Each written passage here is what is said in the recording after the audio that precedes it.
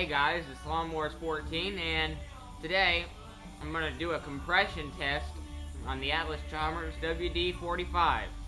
We're going to start our project now. We're done with it for the year. We're going to start working on it and getting it ready, all fixed up. I actually don't think I'm going to rebuild the motor myself. I'll take it off and I'm going to take it somewhere.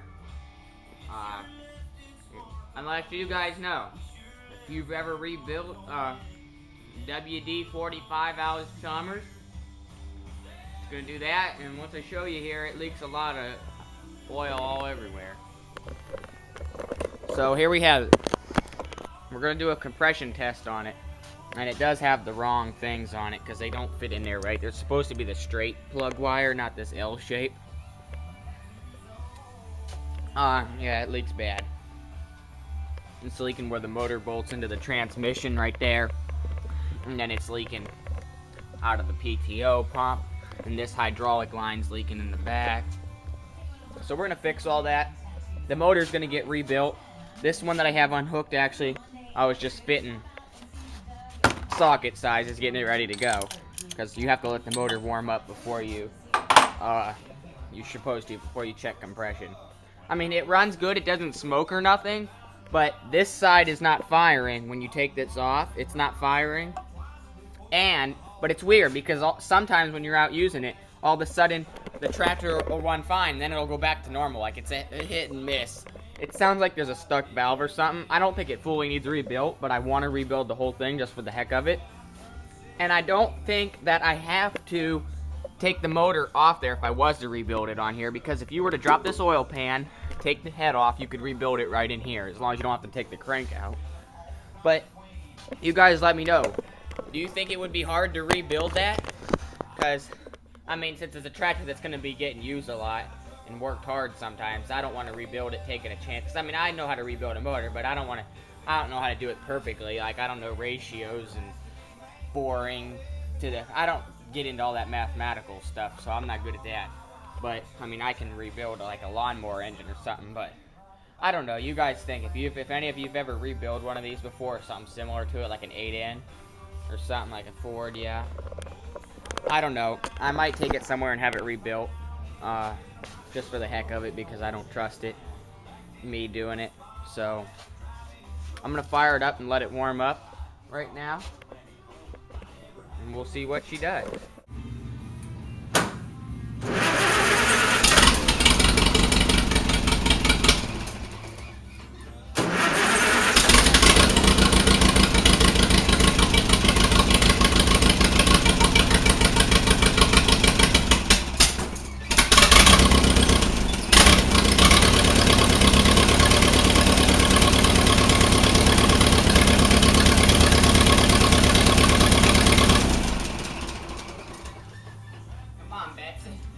Alright guys, it's day 2 now. I couldn't get the tractor to start yesterday back up again. So now, it's now Tuesday, November 22nd.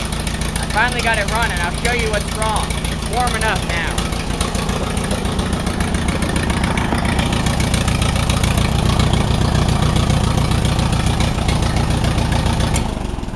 I'll shut it off here for a minute so I can tell you.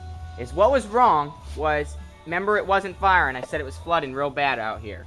Okay, so what I decided to do was I'm thinking, maybe it's not getting sparked. So what I do, I slide this up out of here, and the wire going to this switch is disconnected. One of them is. It came undisconnected. So, put it back together, flip the switch, and voila, it's got sparks. So we're cranking it this whole time, and it's not starting. That was our problem. The wire to the switch was not connected. So if you ever have that problem, always check your switch to make sure it's connected. Let's fire back up.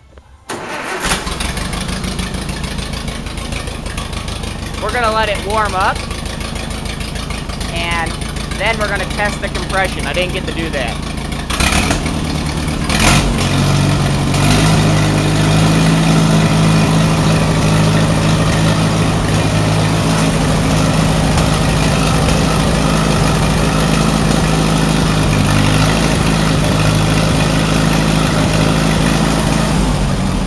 If I pull the choke out when it's running, it seems to run better.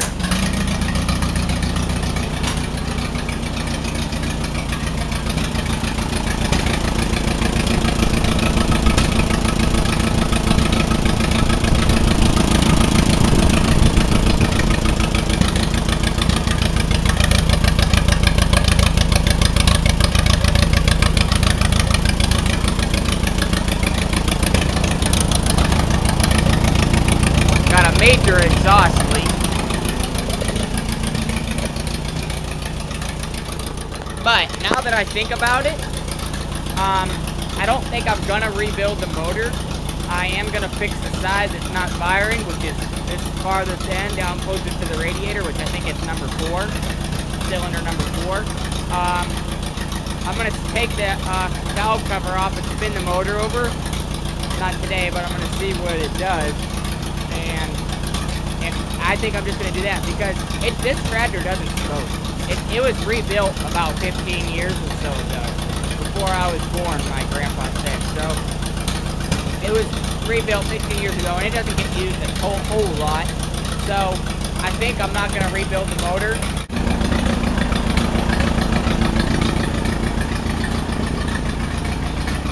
Oil pressure looks pretty good.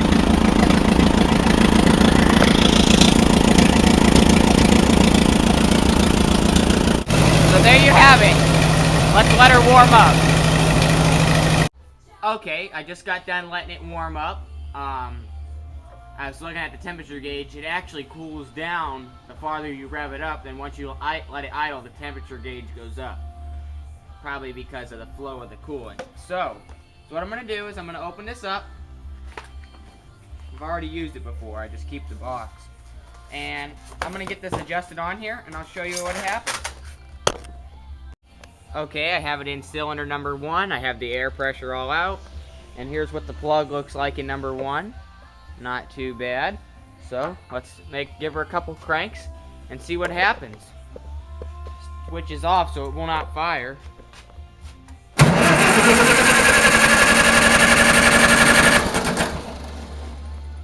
Okay, we are getting about 85 PSI on that cylinder. Let me try a little more.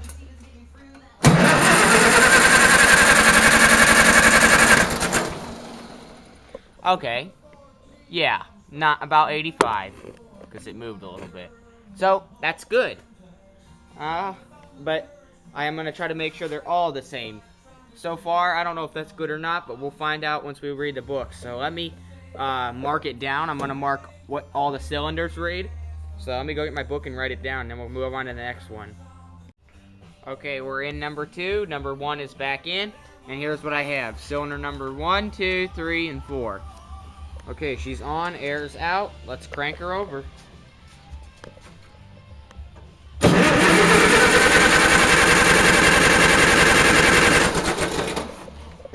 Okay, so far so good. This one's reading about the same, except it's reading 80. Okay, we'll write that down. Move on to 3rd cylinder.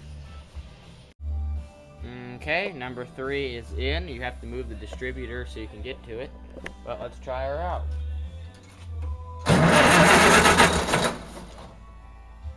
Hold on, Bessie, come on.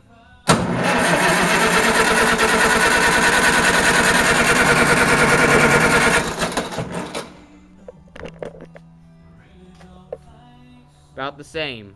90. 85, I mean. And I'm waiting to see if it goes down. Because if this gauge moves, slowly goes down, that means you got a leak in the rings or your head gasket's leaking. Which this one might have a head gasket leak a little bit because there is oil around it. It's got a leak somewhere just a little bit.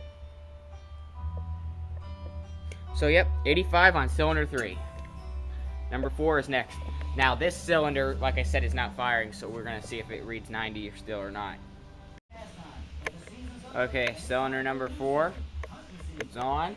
And you know it's not firing because you could just tell how oily that is. If I shine, it's very oily. So let's crank it over and see how much compression we get out of it.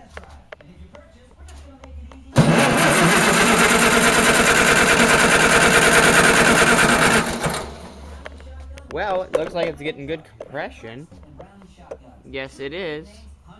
It's getting 80. Let's try it again, see if we can get it up to 85.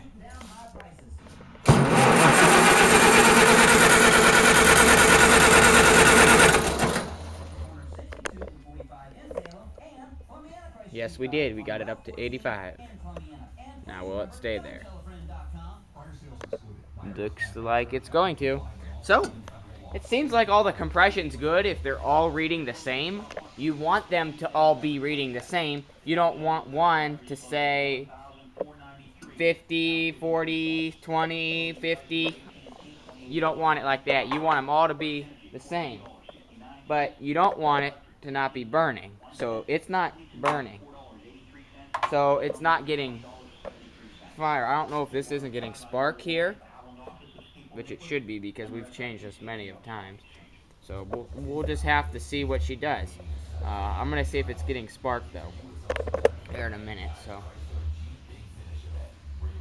yep, we're going to try it out now and see if it's getting spark. I think it's in the valves. I think it has a stuck valve most likely. So yep, that's it. That's all for now. And that's all I wanted to show you was testing the compression on the Allis Chalmers WD45. I said I was going to have an update video coming, but I didn't get to that yet because I was busy over the weekend getting ready for winter.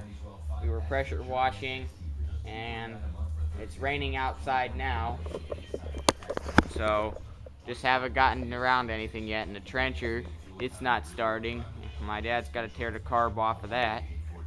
So, yep, just some tinkly-dinkly stuff to work on around here, but I'm going to put this video up so you guys can see it, and if that's not the compression it's supposed to be, let me know. I am going to look it up. I think the compression is like 6, it's a compression ratio, but I'm going to look it up and show it to you guys. So I'm going to go get the book and show it to you and show you what it says. Okay guys, in the house now, I got my book, here you see it. I'm going to ask for your opinion on this. It says compression ratio non-LP gas, that's like propane. So I'm going to, and it says it 3 times. So I don't know what that means. So I'm going to let you look at it so that you see what you guys know. See, right here it says compression ratio, where you see all this. Compression ratio non-LP gas, and it says compression ratio LP gas. Let me get it. So, I don't know. These 3 right here. Okay, then you go over. The first one says 6.45, 5.25 for the second one, and then the third one is 4.75. So what is the difference in these 3 numbers? I don't know. If you guys know, that'd be great. How do I know the compression ratio, and how do I compare it to my 85 PSI I got on all 4 cylinders? I don't know.